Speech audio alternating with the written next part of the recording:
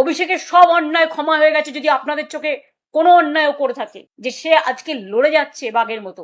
এরাই লড়বে, তার কারণ এরা 50 বছর আগামী দিন রাজনীতি করবে। আমাদেরও অনেক শিক্ষা হয়েছে। আমি মানুষের কাছে করজোড়ে ক্ষমা চাইছি বেঈমানদের জন্য। আমাদের সিম্বলে তাদের আপনারা জিতিয়েছেন। অভিষেক বাঘের মতো লড়ছে। দলত্যাগীদের ওটা আসলে সস্তা বাহানা।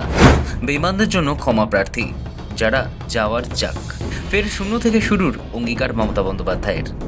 সাফ বললেন, অভিষেককে আয়না বানিয়ে বা অজুহাত হিসেবে খাড়া করে যারা দল ছাড়ছেন তাদের মুখোশ খুলে দিতে চাইলেন তৃণমূল নেত্রী মমতা বন্দ্যোপাধ্যায়। জানালেন, অভিষেক কোনো বাহানা নয়, তিনি বাঘের মতো লড়ছেন। অভিষেকের সব অন্যায় ক্ষমা হয়ে গেছে যদি আপনাদের চোখে কোনো অন্যায়ও করে থাকে, যে সে আজকে লড়ে যাচ্ছে বাঘের মতো। এরাই লড়বে, তার কারণ এরা 50 বছর আগামী দিন রাজনীতি করবে। দুঃখিত, ক্ষমা প্রার্থী। এদের অনেকের অনেক লাগেজ ব্যাগেজ আছে। আগে কেউ আমাদের কোনো রিপোর্ট করেনি। আমি যার সম্বন্ধে জেনেছি আমি কিন্তু অ্যাকশন নিয়েছি, কিন্তু যেটা আমার অজানা, এখন সেই অজানা সত্যিগুলো কোথাও কোথাও আমি জানতে পারছি। কালীঘাট তৃণমূল ছেড়েছেন মদন মিত্র, গিয়ে ভিড়েছেন ঋতব্রত শিবিরে। বুধবার বিধানসভায় বিরোধী দলনেতার ঘরে বসে সমস্ত পদ থেকে ইস্তফার ঘোষণা করে দিয়েছেন তৃণমূলের কালারফুল বয়। মমতা বন্দ্যোপাধ্যায় তৃণমূল কংগ্রেসের national committee chief whip, working committee, party general secretary থেকে শুরু করে সমস্ত রকম পদ থেকে আমি ইস্তফা দিলাম। আমাকে আজ থেকে, আমি তৃণমূলে ছিলাম, তৃণমূলেই রইলাম, শুধু আমি এই ঘর থেকে ওই ঘরে গেলাম। সুখের পালঙ্ক ছেড়ে খাটিয়া বেছে নিলাম, এই ঘর থেকে ও ঘরে গেলাম।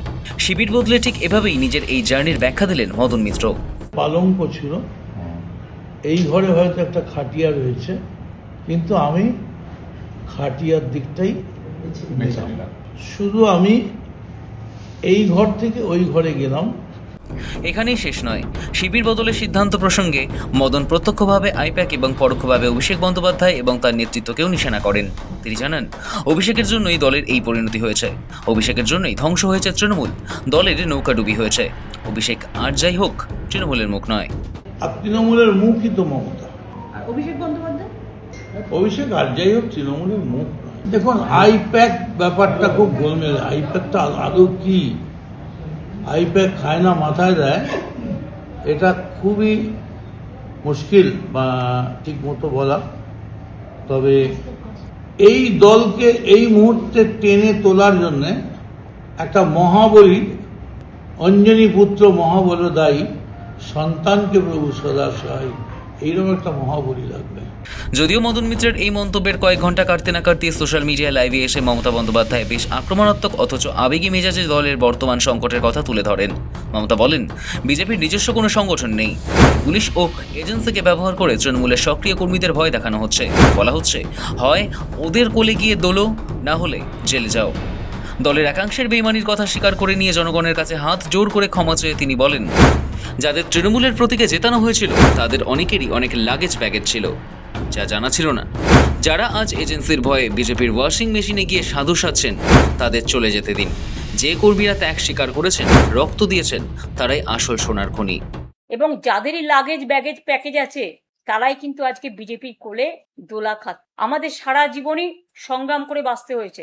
যখন আমাদের সরকারও ক্ষমতায় ছিল, যখন বিরোধী দলে ছিলাম, সংগ্রাম করতাম, মার খেতাম, অনেক এমএলএও আছেন। হ্যাঁ, ভয়ে কাউকে কাউকে পুলিশকে দিয়ে ভয় দেখিয়ে, পুলিশ গিয়ে বলছে গাড়ি নিয়ে এসছি, হয় বিজেপির কোলে জ্বালা দুলছে, কি আর বলবো, সেটিং কোম্পানিতে নাম লেখান, তা নাহলে গাড়ি নিয়ে এসছি, জেলে যান। ভয় পেয়ে না তো আপনার ছেলেকে অ্যারেস্ট করবো, আপনার মেয়েকে অ্যারেস্ট করবো, আপনার পরিবারকে অ্যারেস্ট করবো। যারা সেটিং করে ওয়াশিং পাউডার নির্মা হচ্ছেন বা বিজেপি ওয়াশিং মেশিন হচ্ছেন, আগে নাকি তারা ছিল চোর আর এখন হয়ে গেছে সাধু পুরুষ। কিন্তু আমি কোনোদিন আদর্শকে বিকিয়ে খাই না, মূল্যবোধকে বিকিয়ে খাই না, বিবেককে বিকিয়ে খাই না। মানুষই আমাদের জাগ্রত শক্তি, এবং যে কর্মীরা এখনো আছে হাজার হাজার লক্ষ লক্ষ, তারাই আমার সোনার খনি। যাদের যেতে হয় যান, যা পড়ে থাকবে সেটাই আমার সোনার খনি। মমতা দাবি করেন, এই সিদ্ধান্ত যে আসতে চলেছে তার আভাস তিনি আগেই পেয়েছিলেন। যেমন একজন আজও চলে গেছে, আমার কোনো দুঃখ নেই, কারণ সে আমায় কালকেই মেসেজ দিয়ে বলেছিল যে আমার পরিবারের সকলকে সামন দিয়েছে ইডি। তখনই আমি বুঝে গেছিলাম, তখনই তার কোনো পজিশন ছিল না, কারণ পজিশন তখনই আমরা তাকে সরিয়ে দিয়েছিলাম সব ক্ষমতা থেকে। কাজে মিথ্যে কথা বলে চাতুরি করার কেউ চেষ্টা করবেন না। হয়তো কেউ কেউ প্রশ্ন করছেন এবারকে না, এটা ঠিক করেছিল 15 দিন আগেই, এটা মাথায় রাখবেন। যারা থাকার তারা থাকবে, যারা যাবার তারা যাবে, সুতরাং আমরা এটা লড়ে নেবো। এরই সঙ্গে অভিষেক বন্দ্যোপাধ্যায়কে নিয়ে দলের মধ্যে ও বাইরে চলতে থাকা সমালোচনারও কড়া জবাব দিয়েছেন তৃণমূল নেত্রী। আসলে 26শে নির্বাচনের পর তৃণমূলের ভাঙন পর্ব অব্যাহত। বুধবার ঋতব্রত শিবিরে যোগ দিয়েছেন মমতার দীর্ঘদিনের সঙ্গী মদন মিত্র।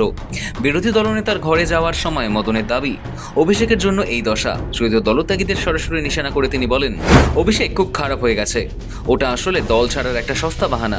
সেটিং করে নিলে অভিষেক সবচেয়ে বেশি রেহাই পেত, কিন্তু অভিষেক মাথা নত না করে বাঘের মতো লড়ে যাচ্ছে। তারা একটু শিক্ষা নিন, অভিষেক অনেক খারাপ আপনাদের কাছে, বাহানা হয়ে গেছে ওটা। তো অভিষেকের বউ যদি 1.5 বছরের বাচ্চাকে নিয়ে সিবিআই অফিসে যেতে পারে সাক্ষী দিতে, তাকে ডেকে পাঠানো হয়েছিল, তখন আপনাদের মনে নেই? আজকে আমি যখন ফেসবুক করছি সেদিনও ডেকে পাঠানো হয়েছে, 25টা 30টা কেস দেওয়া হয়েছে। সে তো সহ্য করছে, একটু সেটিং করে নিলে সব থেকে রিলিফ হতে পারতো। তাহলে যাদের আজকে আপনারা বলছেন বাহানা দেখিয়ে যে অভিষেক হচ্ছে আপনাদের আয়না, তাই আপনারা চলে যাচ্ছেন, এটা আপনাদের বাহানা। অভিষেকের সব অন্যায় ক্ষমা হয়ে গেছে যদি আপনাদের চোখে কোনো অন্যায়ও করে থাকে। যে সে আজকে লড়ে যাচ্ছে বাঘের মতো, এরাই লড়বে, তার কারণ এরা 50 বছর আগামী দিন রাজনীতি করবে। বাংলার প্রাক্তন মুখ্যমন্ত্রী মনে করিয়ে দেন, লড়াই ও সংগ্রাম তার রাজনৈতিক জীবনের প্রতিটি স্তরে জড়িয়ে রয়েছে। 1997 সালে যখন নতুন দল গড়েছিলেন, তখন তার পাশে মাত্র একজন সাংসদ ছিল। 2004 সালে তিনি সংসদে সম্পূর্ণ একা হয়ে গিয়েছিলেন, কিন্তু প্রতিবারই তিনি ফিনিক্স পাখির মতো ঘুরে দাঁড়িয়েছেন। এবারও শূন্য থেকে শুরু করার ক্ষমতা তার আছে। দলের জন্মলগ্নে লড়াই করতে পারলেও এখনও তিনি লড়াই করতে পারবেন বলে হুঁশিয়ারি দিয়েছেন। শূন্য থেকে শুরুর বার্তা দিয়েছেন মমতা বন্দ্যোপাধ্যায়। শফিক চ্যানেলের রিপোর্ট, সময় কলকাতা।